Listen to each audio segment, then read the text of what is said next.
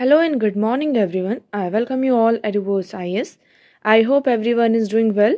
So, today is 19 December 2023, and we are going to discuss important news and articles from the Hindu newspaper. So, let's see what important news we got today to discuss. But before starting the video, for PDF join Telegram channel Eduverse IS. Link आपको description box में provided है. Make sure video को and तक देखें so that सारी important news आपके यहाँ पर कवर हो. तो चलिए स्टार्ट करते हैं और देखते हैं आज हमें क्या क्या डिस्कस करना है. Now first article 78 MPs suspended, opposition calls at murder of democracy. अब यहाँ पर ये मंडे की बात है. मंडे को यहाँ पर टोटल 78 MPs को क्या किया गया है, सस्पेंड किया गया है. इससे पहले हम बात करते हैं थर्सडे को. आप सभी को पता होगा थर्सडे में यहाँ पर 14 MP 14 MP थे, उन्हें सस्पेंड किया गया था.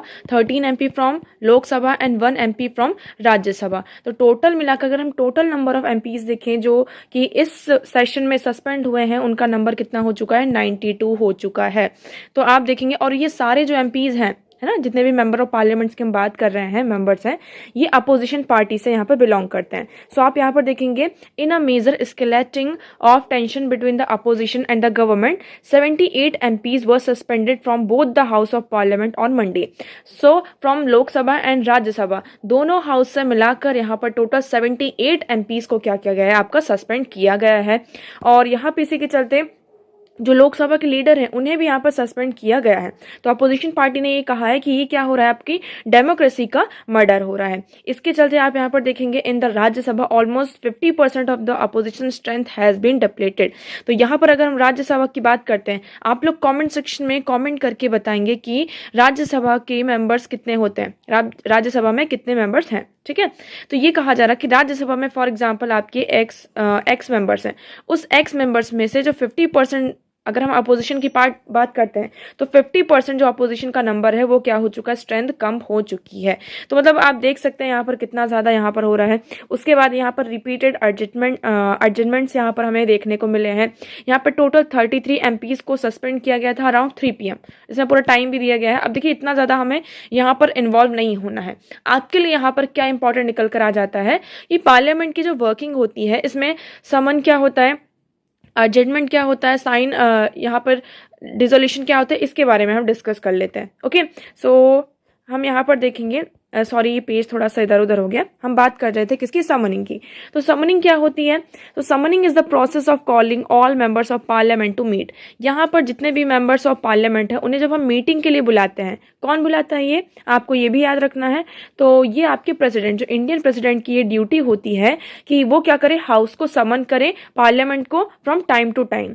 ठीक है, तो आई होप आपको this one is clear to you कि summoning is the process of calling all members of the parliament to meet. मतलब कि हम समन कर रहे हैं कि जितने भी मेंबर्स ऑफ पार्लियामेंट हैं वो क्या करें, पार्लियामेंट में प्रेजेंट हो, लोकसभा राज्यसभा में यहाँ पे प्रेजेंट हो और यहाँ पर काम अपना स्टार्ट करें. एक तरीके से आप ऐसा मान लीजिए ये ड्यूटी किसकी होती है, आपके इंडियन प्रेसिडेंट की होती है. ओके, फिर आप सभी को ये भी पता है कि पार्लियामेंट के जो भी आपके 2 सेशन हो रहे हैं उनके बीच का जो टाइम पीरियड है वो 6 मंथ से ज़्यादा नहीं होना चाहिए. फॉर एग्जाम्पल अगर हमने बोला कि एक पार्लियामेंट की जो सेशन है वो कब खत्म होता है, यहाँ पे जुलाई में खत्म हो गया.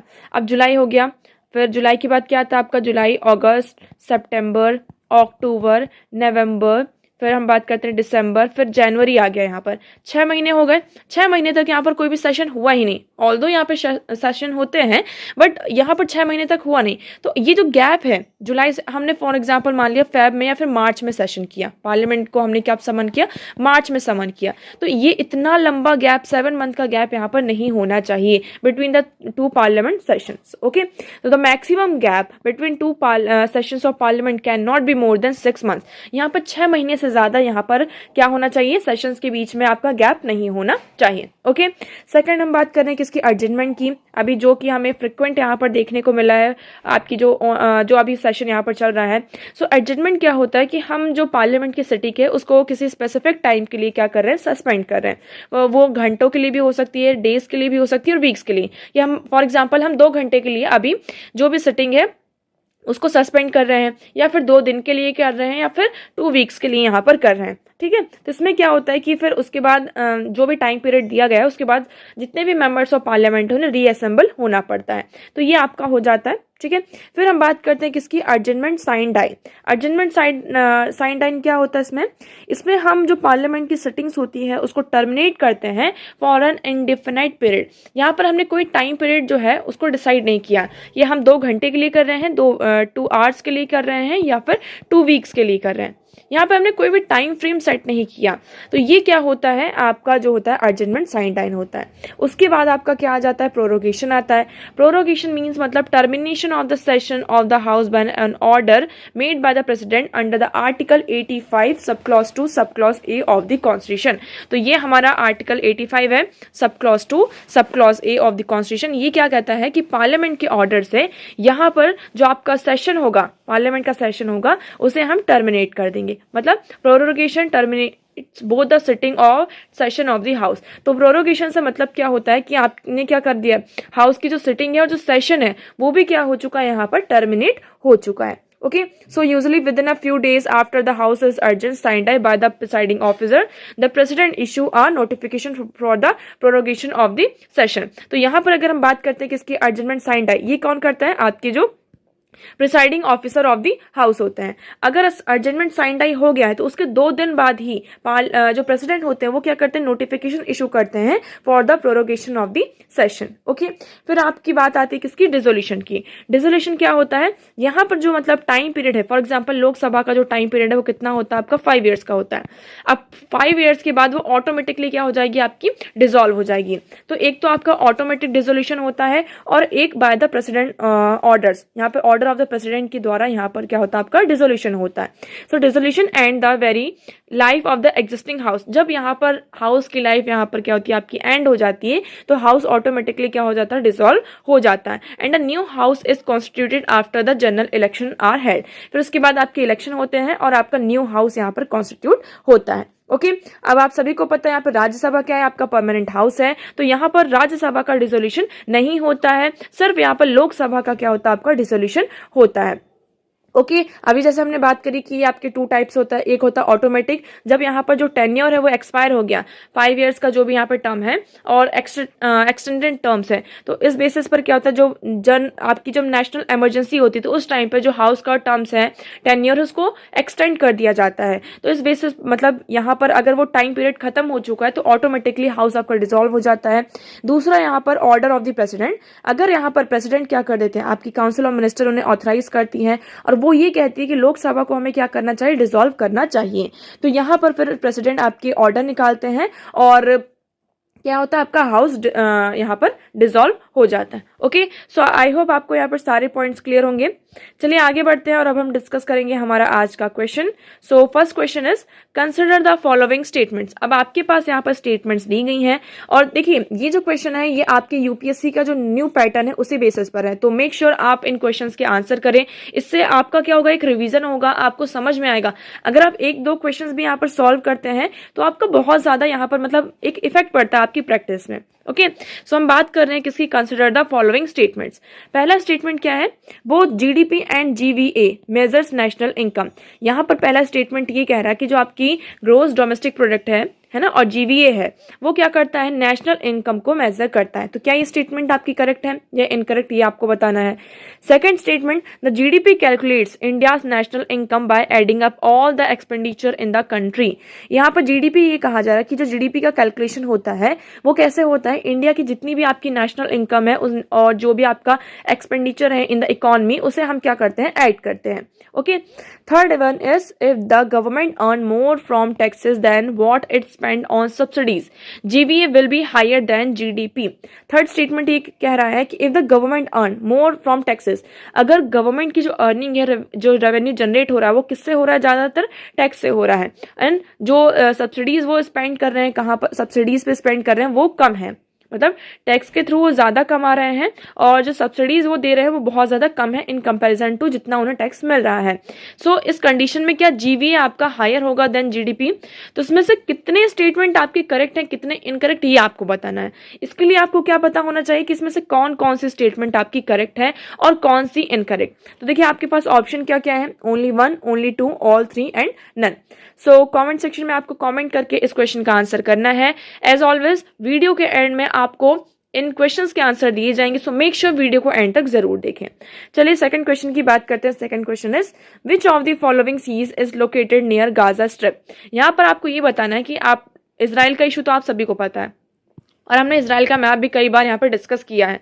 अब आपको ये बताना है कि गाजा स्ट्रिप कहाँ पर लोकेटेड है, कौन सी सी के पास में यहाँ पर लोकेटेड है। आपके पास ऑप्शन है Mediterranean sea, red sea, black sea and Caspian sea. तो कमेंट सेक्शन में कमेंट करके आप इस क्वेश्चन का आंसर करेंगे। ये क्वेश्चन आपका एमपीपीएससी 2023 के द्वारा पूछा गया क्वेश्चन है।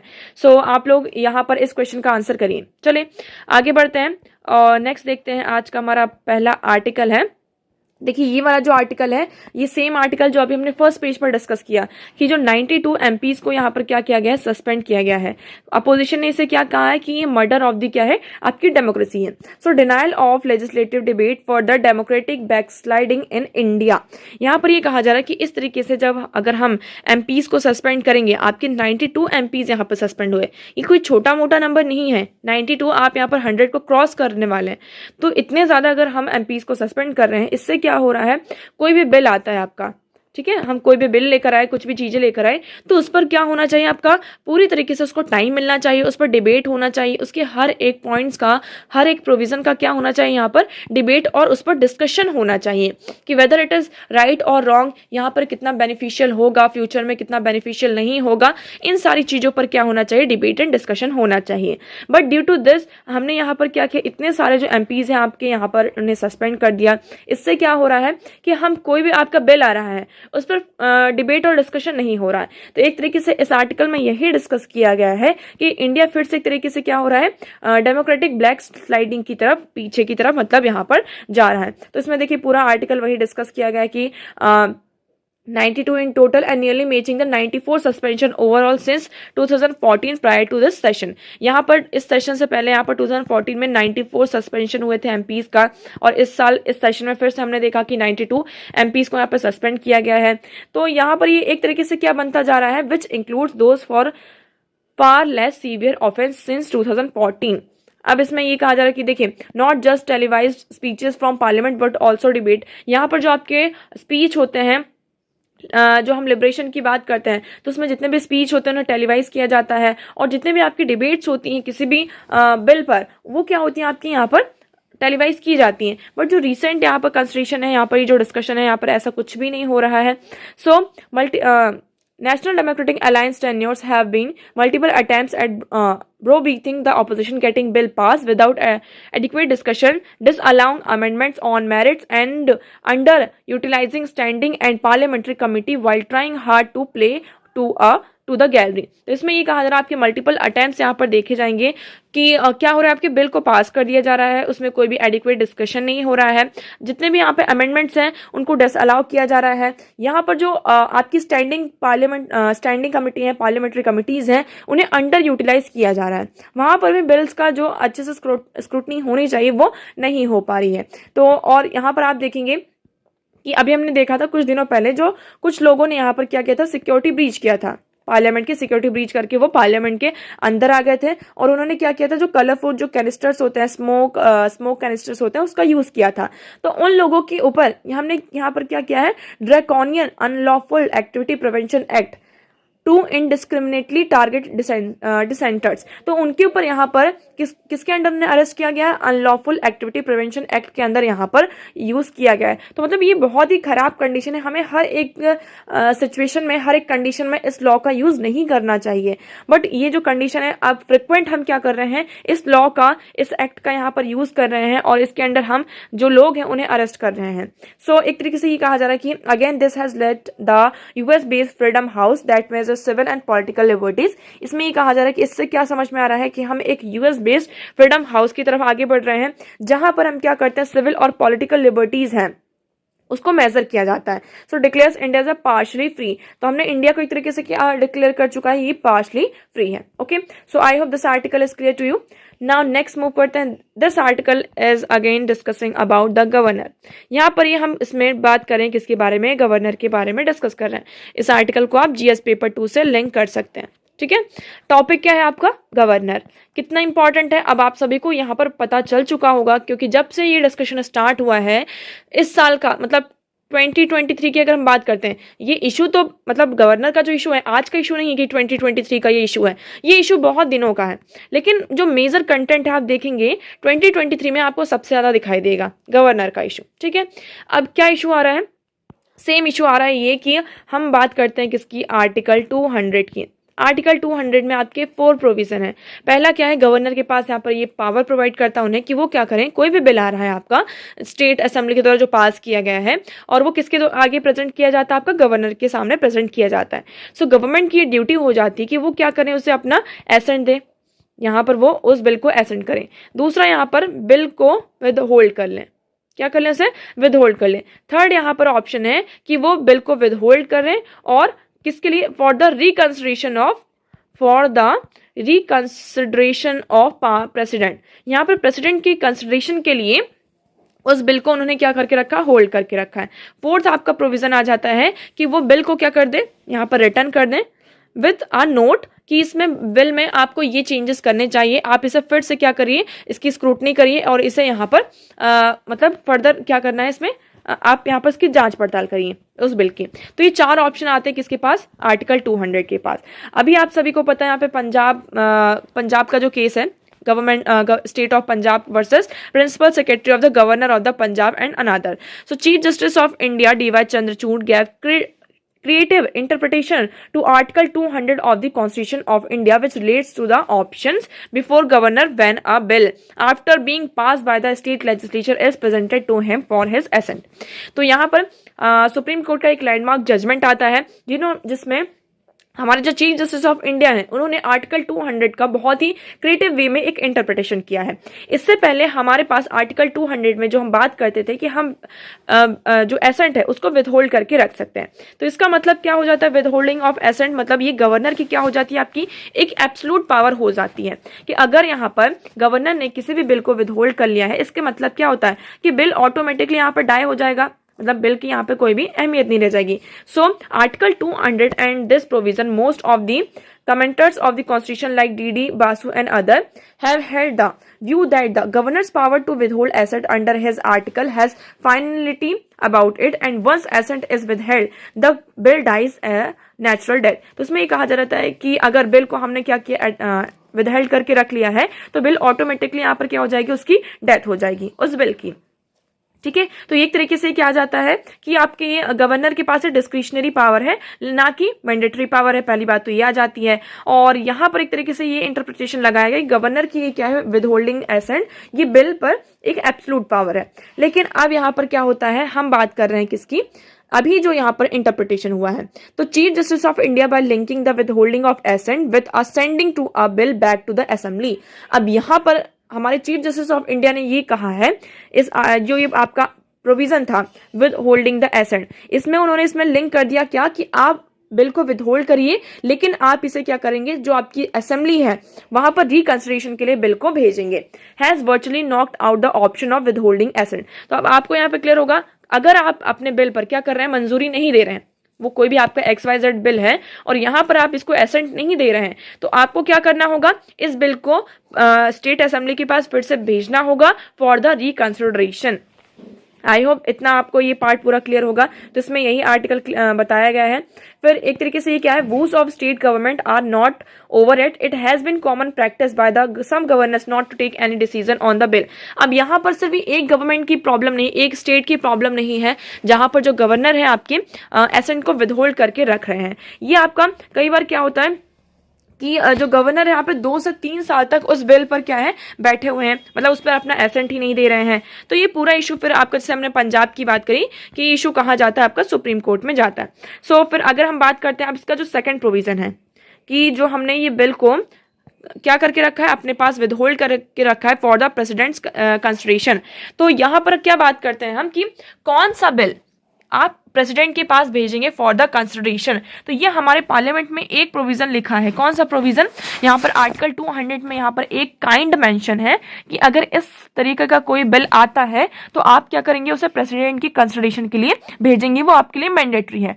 लेकिन उसके बाद कोई अदर सब्जेक्ट है, कोई अदर पॉइंट आता है तो क्या उसे भेजना है कंसिडरेशन के लिए या नहीं, ये किसके ऊपर पावर, मतलब कि इसकी जो पावर है वो किसके पास है? आपकी गवर्नर के पास है। तो कौन सा प्रोविजन है?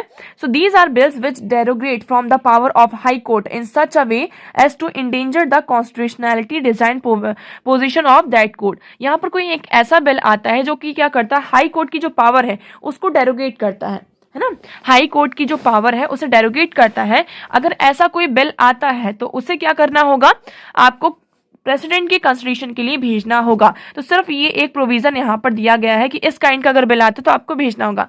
अब इसमें ऐसा कुछ भी दूसरी चीज नहीं लिखी गई है कि अगर इस टाइप का बिल है तो उसे तो भेजना ही है। अगर कोई अदर टाइप का बिल आता है तो क्या उसे भेजना है उनकी कंसिडरेशन के लिए या फिर नहीं? तो ये हमारे लिए सबसे बड़ा क्वेश्चन मार्क है कि इसमें फर्दर क्या होता है। अब ये जो बिल आता है मेनली वो प्रेसिडेंट के पास नहीं जाता, जाता ही किसके पास है? यूनियन गवर्नमेंट के पास ही जाता है। आपकी जो होम मिनिस्ट्री है वो उस बिल का जो फेट है उसको डिसाइड करती है। इतना आपको क्लियर हुआ? अब यहाँ पर ये सारे जो बात इसमें दिए गए कि केरल गवर्नमेंट यहाँ पे 2 साल से उस बिल पर कोई अपना एसेंट नहीं दे रही है और फिर यहाँ पर जो भी बिल थे उनको फिर से रिकंसिडरेशन के लिए भेजा। यहाँ पर बहुत सारे बिल्स उन्होंने अपने पास यहाँ पर रखे हैं, विद होल्ड करके रखे हैं कि हम क्या कर रहे हैं, प्रेसिडेंट की कंसिडरेशन के लिए हमें यहाँ पर भेजना है। ओके, सो ये सारी चीजें हो गई। अब उसके बाद हम बात करते हैं प्रेसिडेंट के पास आपकी एक और पावर है। क्या पावर है? और आपके गवर्नर के पास एक और पावर है, प्रेसिडेंट नहीं कहेंगे, हम गवर्नर कहेंगे। सो आर्टिकल 213 ये किससे डील करता है? Ordinance making power of the governor. तो यहाँ पर गवर्नर क्या कर सकते हैं? प्रोमोगेट द ऑडिशन only with instruction from the president. तो यहाँ पर वो क्या करते हैं? इंस्ट्रक्शंस ले सकते हैं प्रेसिडेंट के साथ और ऑर्डिनेंस को वो प्रोमोगेट कर सकते हैं। इसी आर्टिकल में आर्टिकल 213 सब क्लॉज बी की बात करते हैं। ये क्या बात करता है? The governor can promulgate an ordinance only with instruction from the President in case where he would have deemed it necessary to reserve a bill containing the same provision in the ordinance। तो यहाँ पर क्या है कि governor क्या कर सकते हैं? प्रोमोगेट कर सकते हैं ऑर्डिनेंस को with the instruction from the president, जहां पर उन्हें ऐसा लगता है कि इस बिल को हमें क्या करना चाहिए? रिजर्व करना चाहिए, क्योंकि इसमें सेम प्रोविजन है एज एन ऑर्डिनेंस। तो जहां पर उन्हें लगता है कि डीम इट नेसेसरी, मतलब कि ये चीज क्या है, हमारी थोड़ी सी नेसेसरी हो जाती है, तो उस बेसिस पर हम क्या कर सकते हैं? बिल को रिजर्व किया जा सकता है। अब इशू आता है किसका? स्टेट सब्जेक्ट का। तो second place where constitution makes indirect reference to the president assent to a state bill is in article 254। अब हम बात कर रहे हैं किसकी? आर्टिकल 254 की। आर्टिकल 254 में इनडायरेक्टली एक तरीके से सेकंड प्लेस आप कह सकते हैं कि जहां पर आपको प्रेसिडेंट का क्या चाहिए? एसेंट चाहिए कि अगर कोई स्टेट सब्जेक्ट आता है, और यहां पर हम बात करते हैं इनडायरेक्ट रेफरेंस आपको दिया गया है। So under sub clause 2 of this article state law on an item in the concurrent list. यहां पर क्या करता है? जैसे कि आपकी कंकरेंट लिस्ट है, आपकी 3 लिस्ट है। कौन कौन सी? यूनियन लिस्ट है आपकी, फिर आपकी कौन सी आ जाती है? स्टेट लिस्ट, और उसके बाद कंकरेंट लिस्ट। कंकरेंट लिस्ट में आपकी स्टेट गवर्नमेंट और यूनियन गवर्नमेंट साथ में मिलकर, मतलब अपने बेसिस पर यहाँ पर क्या करते हैं वो मतलब डिसीजन लेते हैं, यहाँ पर कोई भी बिल या फिर एक्ट लेकर आ सकते हैं। तो अगर कंकरेंट लिस्ट में कोई एक ऐसा लिस्ट है और इसके चलते स्टेट गवर्नमेंट ने कोई लॉ बनाया, क्या किया? यहाँ पर लॉ बनाया, और उस लॉ में हमने ये देखा कि उसके जो प्रोविजंस है वो क्या कर रहे हैं? आपके रिपेग्नेंट है from the provision of existing central law.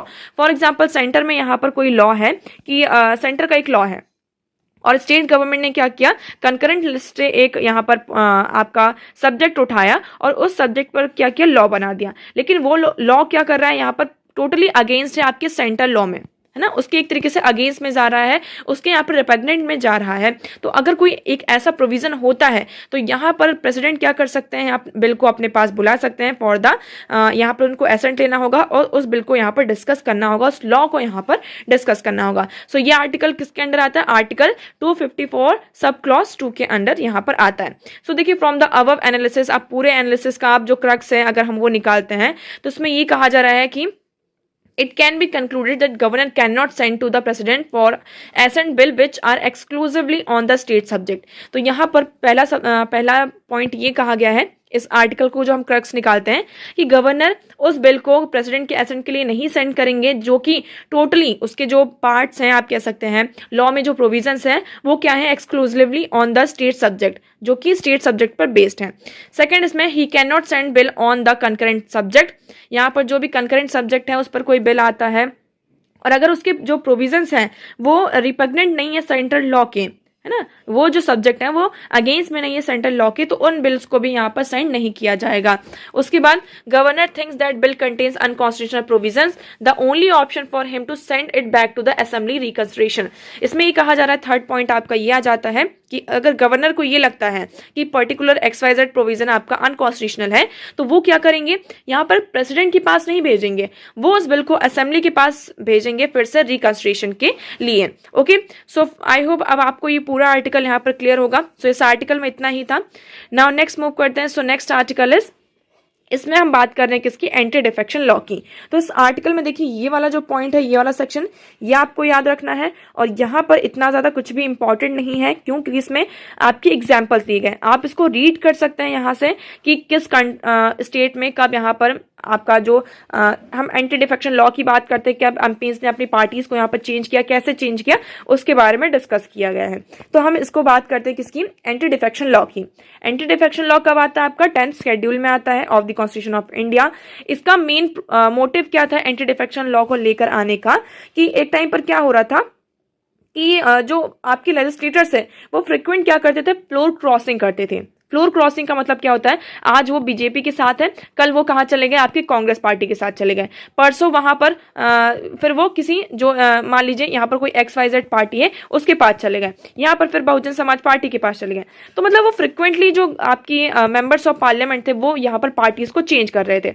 इससे क्या हो रहा था, इससे ये हो रहा था, फॉर एग्जाम्पल यहाँ पर हम बात करते हैं ये XYZ पार्टी है, इसकी यहाँ पर गवर्नमेंट है, लेकिन उन्होंने क्या किया, उन्होंने ये ABC जो पार्टी है इसको ज्वाइन कर लिया, गवर्नमेंट बन गई, उसके बाद उन्होंने क्या किया, ABC पार्टी को ज्वाइन कर लिया। इससे क्या हुआ, यहाँ पर जो मेजोरिटी थी वो डिक्लाइन हो गई और गवर्नमेंट यहाँ पर क्या हो रही थी, आपकी फॉल हो रही थी। गवर्नमेंट का यहाँ पर क्या हो रहा था, आपका फॉल हो रहा था। तो इस तरीके से जो फ्रिक्वेंट चेंज, यहाँ पर जो फ्रिक्वेंट फ्लोर क्रॉसिंग थी, इस चीज को यहाँ पर कर्ब करने के लिए, रोकने के लिए हम क्या लेकर आते हैं, एंटी डिफेक्शन लॉ लेकर आते हैं। ये आपका 10th शेड्यूल में होता है।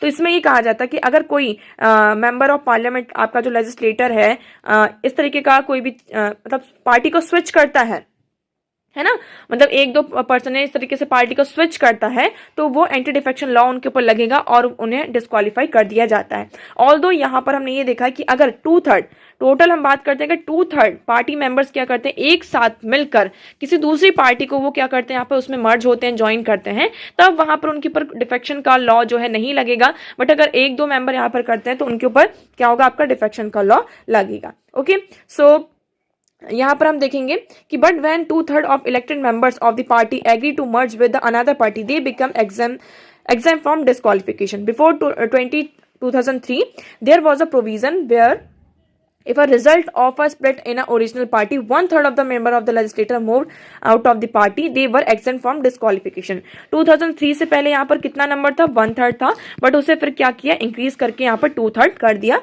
गया है। ओके, सो यहाँ पर इस एक तरीके से क्या हो रहा था, पहले यहाँ ये जो प्रोविजन था उसका बहुत ज्यादा मिसयूज हो रहा था। सो 91st अमेंडमेंट आपका यहाँ पर होता है जिसके कारण ये जो प्रोविजन था 1/3 वाला, इसको हटाया गया, ओमिट किया गया। अब यहाँ पर पूरा आपका एक तरीके से क्या है, 10 सालों में और पूरे यहाँ पर अब तक क्या, कहाँ पर किस मर्ज हुआ है, कैसा मर्ज हुआ है, ये आपके यहाँ पर डिस्कस कर सकते हैं। बस आपको यहाँ पर इतना पता होना चाहिए था, ये आपके लिए इंपॉर्टेंट हो जाता है। फिर पोर्टेंट पूल की बात करते हैं इसमें, splitting and merging MLAs were exempted from disqualification under the 10th schedule to protect instance of principal defection. तो यहाँ पर ये जो मर्जिंग है इसको यहाँ पर हमने इसलिए एग्जेम्प्ट किया स्प्लिटिंग को, ताकि हम क्या कर सकें, ये जो हमारा प्रिंसिपल है डिफेक्शन का उसे प्रोटेक्ट कर सकें। ठीक है, तो आई होप ये आर्टिकल यहाँ पर क्लियर होगा, इसमें इतना ज्यादा आपके पास कुछ भी इंपॉर्टेंट नहीं है। नेक्स्ट आर्टिकल है number of CAG audits on union government tabled and parliament heads are low. अब इसमें ये कहा जा रहा है कि कैग के द्वारा यहाँ पर जो ऑडिट्स हो रही है ऑन यूनियन गवर्नमेंट, जो यहाँ पे कैग के द्वारा क्या की जाती है, यूनियन गवर्नमेंट में कहाँ पर कितना ट्रांजेक्शन किया है, कितनी सारी चीजें हैं, तो ये जो ऑडिट रिपोर्ट यहाँ पर होती है आपकी यूनियन गवर्नमेंट के ऊपर, वो पार्लियामेंट में टेबल की जाती है। तो इस आर्टिकल में ये डिस्कस किया गया है, पूरा आपके पास नंबर है कि वो धीरे धीरे क्या हो रहा है, आपका डिक्लाइन हो रहा है। 2011 में आप देखेंगे इट वाज 41, फिर हम यहाँ पर 21 की बात करते हैं, इट वाज 23 एंड 36, बट 2023 में ओनली 18 जो ऑडिट रिपोर्ट्स हैं वो पार्लियामेंट के सामने यहाँ पर रखी गई हैं। तो इस तरीके से ये कहा जा रहा है कि जो गवर्नमेंट के ऊपर फ्यूअर ऑडिट रिपोर्ट्स यहाँ पर सामने हमारे आ रही हैं। ओके, नेक्स्ट मूव करते हैं। सो नेक्स्ट आर्टिकल इज यहाँ पर हम नेक्स्ट आर्टिकल की बात करते हैं। Ministry issues advisory to state in view of detection of the new JN.1 variant in India. अब यहाँ पे कोविड का एक नया वेरिएंट हमारे सामने आया है और इसमें मिनिस्ट्री ने क्या किया है, एडवाइजरी इशू किए स्टेट्स को कि जहाँ पर भी ये केसेस आपके डिटेक्ट हो रहे हैं, ये वायरस आपका डिटेक्ट हो रहा है, तो वहाँ पर हमें मेजर्स लेने होंगे, क्योंकि यहाँ पर एक्चुअली प्रॉब्लम ये आ रही है कि कोविड-19 का जो वायरस है वो कंटिन्यूसली क्या हो रहा है, कंटिन्यूसली यहाँ पर सर्कुलेट हो रहा है और इसका जो बिहेवियर है वो इंडियन वेदर और इंडियन जो मॉनसून कंडीशन है उसके साथ सेटल हो चुका है। तो ये क्या होता है, आपके जो अनयूजुअल पैथोजेंस भी हैं उनके साथ कपल्ड होकर क्या करता है, एक नया पैथोजन और अपने आप को मॉडिफाई करके सामने निकल कर आता है, जो कि यहाँ पर पब्लिक हेल्थ के लिए सबसे बड़ा चैलेंज हमारे सामने बनता जा रहा है। सो इसी के चलते यहाँ पर मिनिस्ट्री ने एडवाइजरी इशू की है कि जहाँ पर भी ये वायरस आपका JN.1 वेरिएंट डिटेक्ट हुआ है वहाँ पर प्रॉपर प्रिकॉशंस लिए जाएं और मेजर्स लिए जाएं ताकि हम इसे क्या कर सके, रोक सके। Okay, so I hope this one is clear to you. तो देखिए न्यूज और आर्टिकल्स यहीं पर खत्म होते हैं और अब हम डिस्कस करते हैं हमारा question. So question was, first question का आपका आंसर है यहाँ पर ऑप्शन बी ओनली 2। यहाँ पर आपका जो फर्स्ट स्टेटमेंट है both GDP and GVA measures in national income, ये आपका स्टेटमेंट करेक्ट हो जाता है। सेकंड स्टेटमेंट की बात करते हैं, GDP में आपकी हर एक चीज कैलकुलेट होती है, आपकी जो इंडियन नेशनल इनकम होती है और जितने भी आपकी एक्सपेंडिचर्स होते हैं वो सारी चीजें ऐड की जाती हैं। थर्ड स्टेटमेंट आपका यहाँ पर इनकरेक्ट हो जाता है, तो इसलिए यहाँ पर ओनली 2 स्टेटमेंट्स आपकी करेक्ट हैं। आप यहाँ पर एक्सप्लेनेशन देख लीजिए कि हमारा जो थर्ड स्टेटमेंट है वो इनकरेक्ट क्यों है, क्योंकि two main variables of national income GDP and GVA gross value added. GDP calculate करते हैं, इसमें नेशनल इनकम होती है आपका, हर एक चीज जो एक्सपेंडिचर होता है वो सारी चीजें होती हैं। फिर हम बात करते हैं कि on the other hand the government provide subsidies in excess of its tax revenue, the absolute level of GVA would be higher than the absolute level of GDP। तो यहाँ पर जब सब्सिडीज ज्यादा प्रोवाइड की जाती है और टैक्स रेवेन्यू आपका कम होता है तो उस टाइम पर क्या होता है, आपका GVA हायर होता है GDP से। नाउ नेक्स्ट क्वेश्चन की बात करते हैं, which of the following sea is located near Gaza strip. तो इसमें आपका करेक्ट ऑप्शन है ऑप्शन ए मेडिटेरियन सी। आप यहाँ पर देखेंगे ये क्वेश्चन मैप है आपका, ये इजराइल है और ये है आपका गाजा स्ट्रिप और यहाँ पर आता है आपका क्या, मेडिटेरियन सी। तो इसमें करेक्ट ऑप्शन क्या हो जाता है, ऑप्शन ए। ओके, सो आज के लिए इतना ही। मैं उम्मीद करती हूँ आपको सारी चीजें यहाँ पर क्लियर होंगी, but still if you have any doubt you can ask in comment section. आज का वीडियो कैसा लगा एक बार कमेंट सेक्शन में जरूर बताइएगा। अगर वीडियो पसंद आया हो तो वीडियो को लाइक करना, चैनल को सब्सक्राइब एंड शेयर करना ना भूलें। So that's for all today. Thank you so much for discussion.